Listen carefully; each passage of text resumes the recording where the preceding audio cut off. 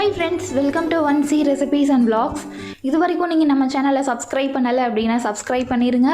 கூடவே பெல் ஐக்கானையும் கிளிக் பண்ணிடுங்க. இன்றைக்கி நம்மளோட சேனலில் ஒரு சுவையான ஜவ்வரிசி சேமியா பாயாசம் எப்படி செய்கிறதுன்னு பார்க்க போகிறோம்.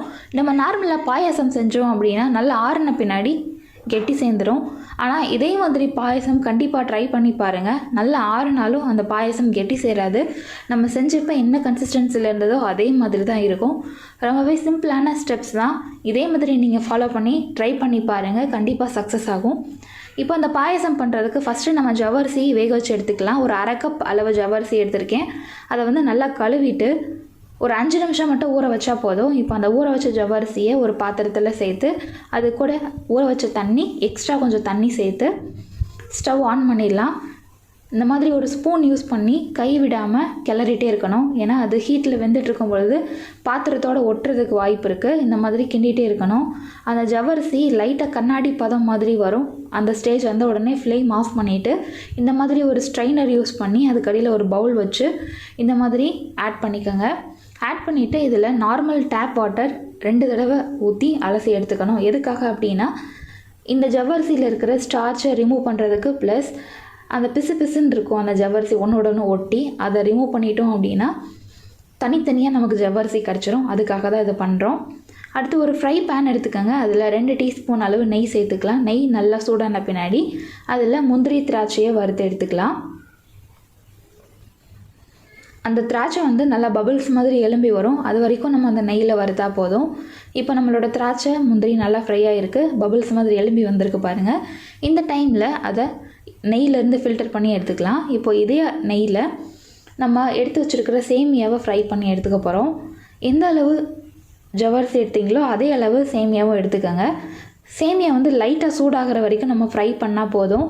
இப்போ ஃப்ரை பண்ண அந்த சேமியாவை ஒரு பிளேட்டில் கொட்டி வச்சிடலாம். லைட்டாக சூடானா போதும்.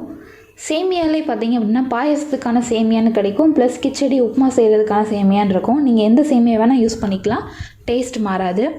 இப்போ இந்த பாயசம் செய்ய ஸ்டார்ட் பண்ணிடலாம். அடுப்பில் ஒரு பாத்திரம் வச்சு அதில் 300 ml அளவு திக்கான பால் ஆட் பண்ணியிருக்கேன். அது கூடவே சின்ன டம்ளரில் 3 டம்ளர் அளவு தண்ணியும் ஆட் பண்ணியாச்சு. இப்போது அந்த பால் லைட்டாக ஹீட் ஆகட்டும். ஹீட் ஆன பின்னாடி நம்ம வறுத்த சேமியாவை அதில் சேர்த்துக்கலாம். ஃபஸ்ட்டு பால் லைட்டாக சூடாகும் பொழுது சேர்த்தா போதும், எடுத்தோடனே சேர்க்கக்கூடாது. இப்போ ஃபஸ்ட்டு நம்ம வறுத்த சேமியா ஆட் பண்ணுறோம். அது அந்த பாலில் ஊறின உடனே நல்லா சாஃப்டாக மாறிடும். ஜவ்வரிசிலே பார்த்திங்க அப்படின்னா 2 டைப் இருக்குது. மாவு ஜவ்வரிசி, நைலான் ஜவ்வரிசி அப்படின்னு சொல்லிட்டு. நான் இன்றைக்கி எடுத்துருக்கிறது மாவு ஜவ்வரிசி. மாவு ஜவ்வரிசி மரவள்ளிக்கிழங்கு அல்லது கப்பக்கிழங்கில் செய்கிறது அப்படின்னு சொல்லுவாங்க. ஸோ அதில் நேச்சுரலாகவே ஸ்டார்ச் இருக்கும். அதனால தான் நம்ம நார்மல் தண்ணியில் கழுவுறோம். இப்போ பாலில் நம்ம ஒரு 1/4 கப் அளவு சுகர் ஆட் பண்ணியிருக்கோம். சுகர் சேர்த்துட்டு நல்லா மிக்ஸ் பண்ணிட்டோம். பால் லைட்டாக ஆடை கட்டி பொங்கி வந்திருக்கு. இந்த டைமில் ஏலக்காய் தூள் ஆட் பண்ணிக்கலாம். 3 ஏலக்காயை பவுடர் பண்ணி ஆட் பண்ணியிருக்கேன். அடுத்து நம்ம வேக வச்ச ஜவ்வரிசி இருக்குது பார்த்திங்களா, அதையும் சேர்த்துடலாம். நல்ல ஜெல்லி மாதிரி ஒட்டி இருக்குது அந்த ஜவ்வரிசி. அதனால் நம்ம அந்த மாதிரி கரண்டி யூஸ் பண்ணி அதை நல்லா உடச்சி விட்டு நல்லா மிக்ஸ் பண்ணணும்.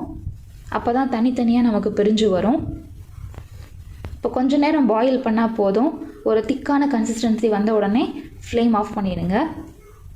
இப்போ உங்களுக்கு நார்மலாகவே பார்த்தாலே தெரியும், லைட்டாக திக்காக இருக்கும். அந்த ஸ்டேஜ் வந்த உடனே முந்திரி திராட்சையை ஆட் பண்ணிக்கலாம். ஆட் பண்ணிவிட்டு நல்லா மிக்ஸ் பண்ணிவிட்டு ஃப்ளேம் ஆஃப் பண்ணிடுங்க. அவ்வளோதான்.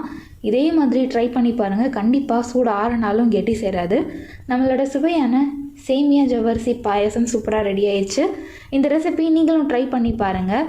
இந்த வீடியோ உங்களுக்கு பிடிச்சிருந்தது அப்படின்னா இந்த வீடியோக்கு ஒரு லைக் கொடுங்க, எல்லாத்துக்கும் ஷேர் பண்ணுங்கள். மறக்காமல் நம்ம சேனலை சப்ஸ்கிரைப் பண்ணுங்கள். இதே மாதிரி ஒரு சூப்பரான வீடியோவில் நெக்ஸ்ட் நம்ம மீட் பண்ணலாம். தேங்க்யூ ஸோ மச் ஃபார் வாட்சிங்.